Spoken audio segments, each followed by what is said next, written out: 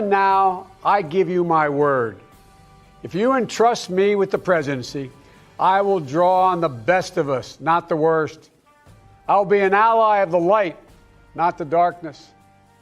It's time for us, for we the people, to come together.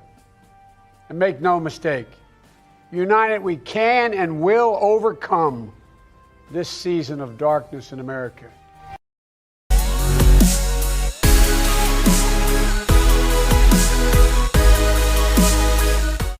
We will make America strong again. We will make America proud again.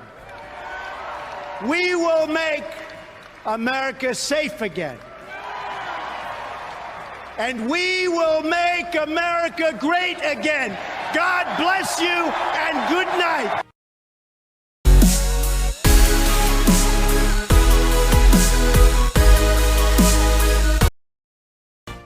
My fellow Americans, tonight I want to speak to you about what the United States will do with our friends and allies to degrade and ultimately destroy the terrorist group known as ISIL.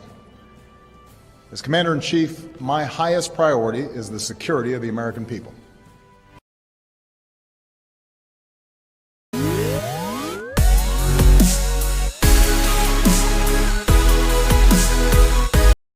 Good evening.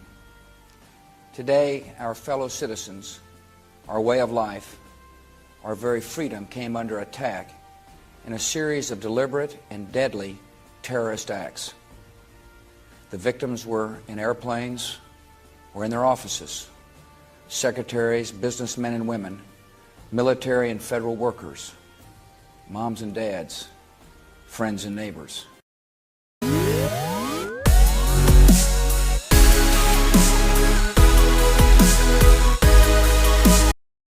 The first back-to-back surpluses in 42 years, and next month America will achieve the longest period of economic growth in our entire history.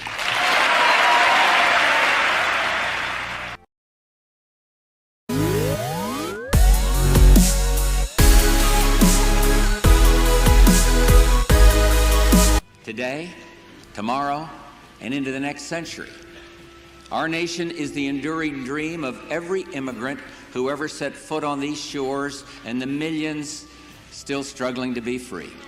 This nation, this idea called America, was and always will be a new world.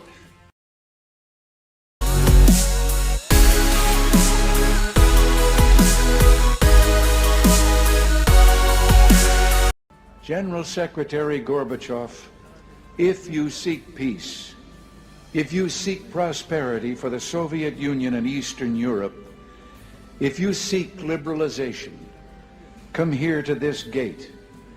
Mr. Gorbachev, open this gate.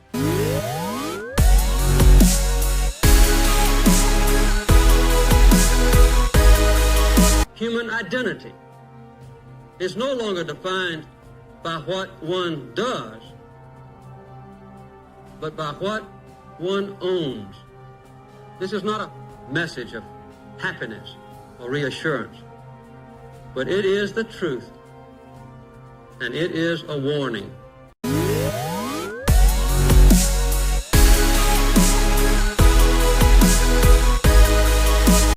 With a comprehensive plan to make our country independent of foreign sources of energy by 1985. Such a program was long overdue.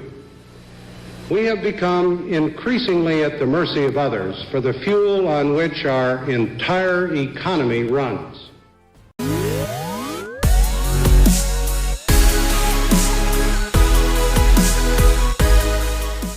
The thousands of volunteer workers in state after state who did far beyond the call of duty in helping us to the victory that was won.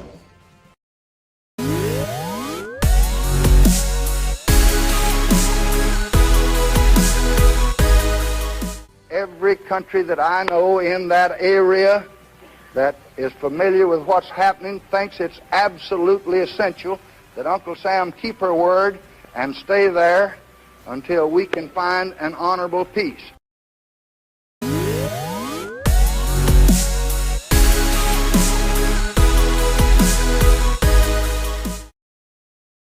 office of some of the people who sit here on this platform. But it will be done, and it will be done before the end of this decade. And I am delighted that this university is playing a part in putting a man on the moon as part of a great national effort of the United States of America.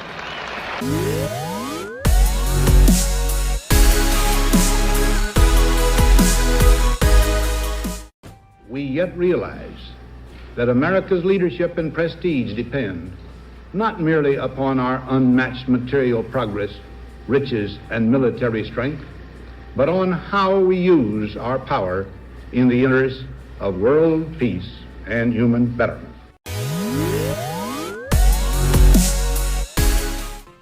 A short time ago, an American airplane dropped one bomb on Hiroshima and destroyed its usefulness to the enemy. That bomb has more power than 20,000 tons of TNT. A date which will live in infamy. The United States of America was suddenly and deliberately attacked by naval and air forces of the Empire of Japan.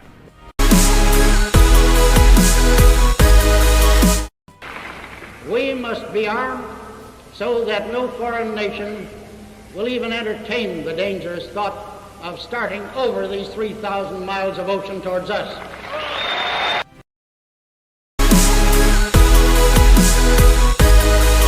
I want the people of America to be able to work less for the government and more for themselves.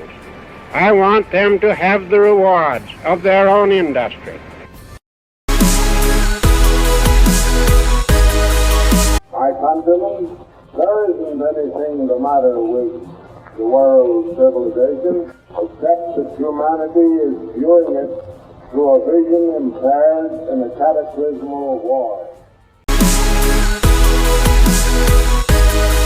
There are some dark pages in the history of the white men's dealings with the Indian, and many parts of the record are stained with the greed and avarice of those who have thought only of their own profit.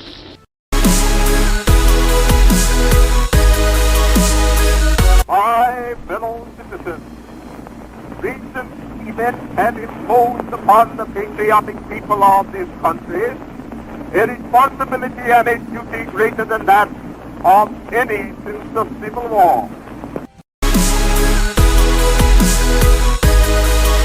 I believe that the majority of the plain people of the United States will, day in and day out, make fewer mistakes in governing themselves than any smaller class or body of men, no matter what their training, will make in trying to govern. I shall not slander the fair state of Massachusetts nor the state of New York by saying that the people of those states will declare our helpless impotency as a nation to attend to our own business.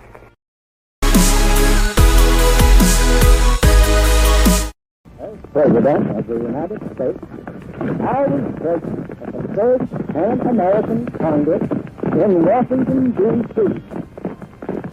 I believe that with God's help, our two countries. My fellow citizens, recent events have imposed upon the patriotic people of this country a responsibility and a duty greater than that of any since the Civil War.